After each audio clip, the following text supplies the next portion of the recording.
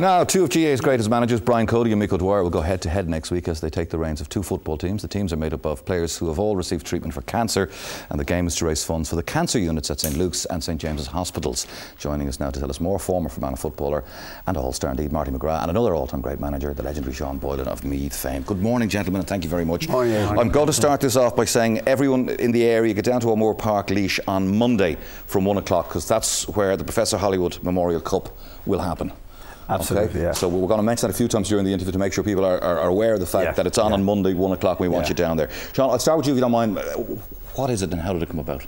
Very simple. In June of 2009, a lady came into the clinic at home that I hadn't seen for years and years and years.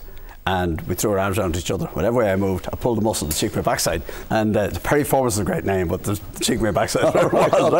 Anyhow, I had a gammy knee for years from sport, and every year I was going to Raymorn for a check-up and so on, and it was no better, no worse, and so on. And I rang because I had an appointment in a few days' time, and Lisa said, listen, come on out and so on. And I don't know what it was. Normally you just go and you see him, but he said, look, I think we'll have a scan. And that led to a whole series of things, and it turned out eventually that the problem was a very aggressive tumour in my prostate. Goodness. And I hadn't complained of my prostate, I hadn't anything like that. You're not even aware of it? Not an idea in the world. And it was the weekend of the Fail, and the Irish team were playing in it. I remember going down to Newbridge on a pair of crutches because I still couldn't walk with the pain in my backside, you see. But it was very frightening in that you saw there everything was grand. A couple of days later you go back and said, look, we have a problem. But it started a whole series, a whole chain reaction and so on, and thankfully I was put in very good hands. I was looked after very, very well. The biggest problem I would have had waiting from June until December to have the radiotherapy and so on. It was of no problem at all. The medication I had to take before I had that done to suppress my testosterone, my muscles wasted, and suddenly I was really infirm altogether, and I was like a duck and so on. And I ended up, after the whole treatments were over, having to get the knees done and so on.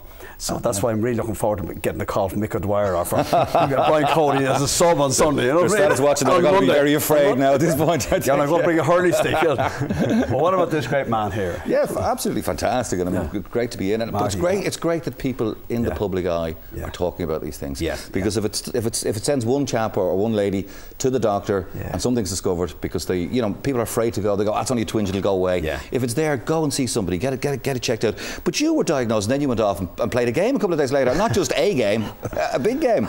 Yeah, so I got, I suspected something was wrong, and I got the word then on the Thursday before we played Derry in the Ulster Championship semi-final in 2008, and it was headed off the training that evening a wee bit quieter actually, so but got my head around it and was letting know early on in the game that I was there in a game where Randy Muldoon gave me a tight rap, so but that changed it. Football was there for me, and I got my mindset working on the football, and I got through a few games when we played in the Ulster final, and I had an operation, and I suppose just Sean doesn't know this now, but two weeks before the trials of the international rules, and Sean was manager at the time, and I missed the first 2 weeks, and I was thankful I did, and I kept the head down the next few weeks to get the energy back, and I didn't know at the time I'd had it. That's a remarkable story.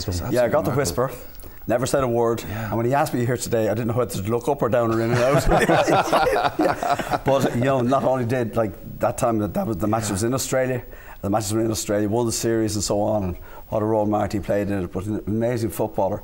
But the inspiration, sometimes you get somebody who's, I won't say the quiet assassin, but you know what I mean? He's the person, look, he just keeps, he's like a big Labrador. He just, take it handy, you know what I mean? Calms everything down and so on. But the inspiration that he's been to so many people is just absolutely outstanding. It's brilliant, and it goes to show you as well, this can strike you at any age as we work through life, young, middle-aged, old, whatever, it doesn't matter. So you need to keep checking that you're okay. Tina said to me, Aidan, well, why you, of all people, you never smoked, you never drank and so on. And I said to her when I was finished the treatments, now when it's all over so I can go to start, she said, you won't, you'll end up like an alcoholic, you see. But I said, but why not? Maybe I'm better able to deal with it. And and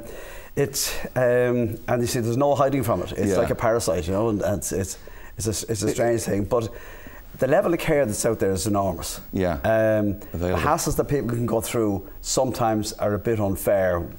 People waiting to get treatments, people waiting to get in.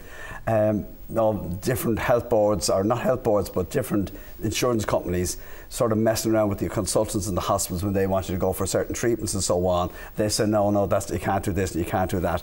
There's so much of that nonsense going on. And like, it's the people on the review board are trying to say that they know more than the actual oncologist is, and that causes terrible uncertainty.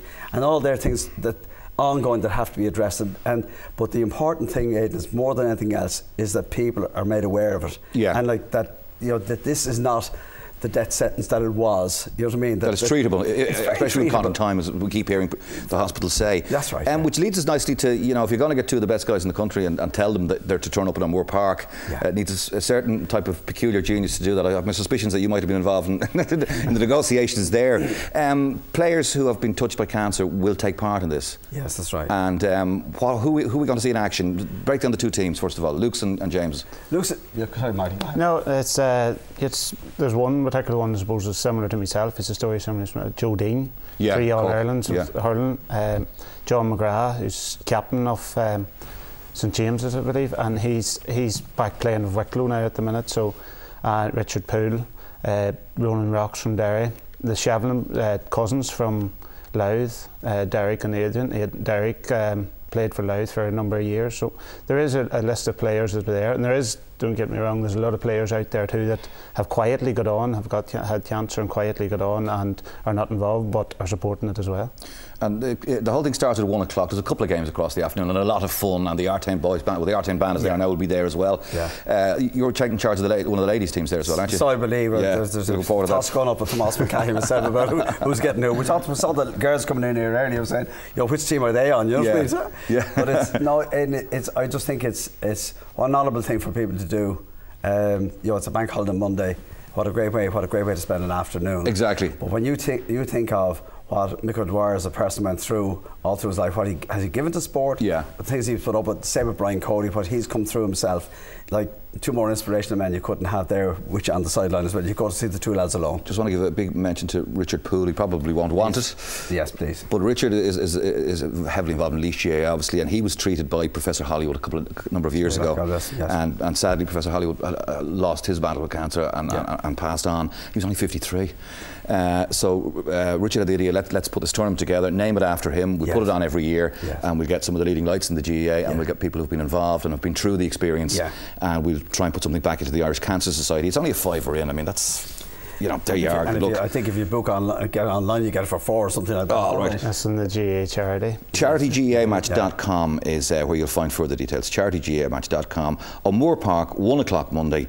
Be there, the Professor Hollywood Memorial Cup. Gentlemen, great to see you. Thanks for coming in. Thanks for having us, Aidan. Thank you so much. All right, coming up, more holiday fun. He gets all the good gigs, doesn't he? Alan, in a few minutes' time.